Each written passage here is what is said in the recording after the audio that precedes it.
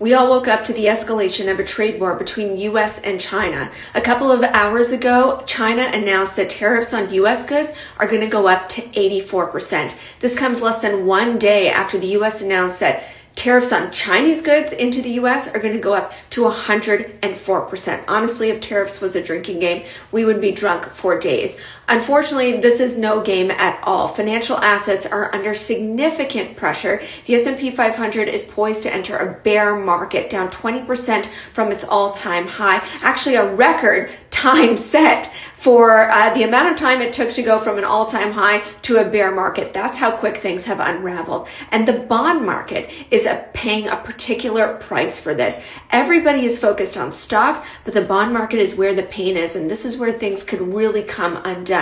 Yields are blowing out. What that means is that interest rates are rising at an incredible pace. It has to do with something called the basis trade, and that is when hedge funds put on these trades to take advantage of a gap between the futures market and the actual price of the bond, hoping that they converge when the future contract expires. So when you get a shock in prices, that means all these levered longs, some $800 billion worth of exposure, needs to be unwound. The long story short is there is massive selling pressure in the bond market, and we could see emergency measures intervention by the Federal Reserve.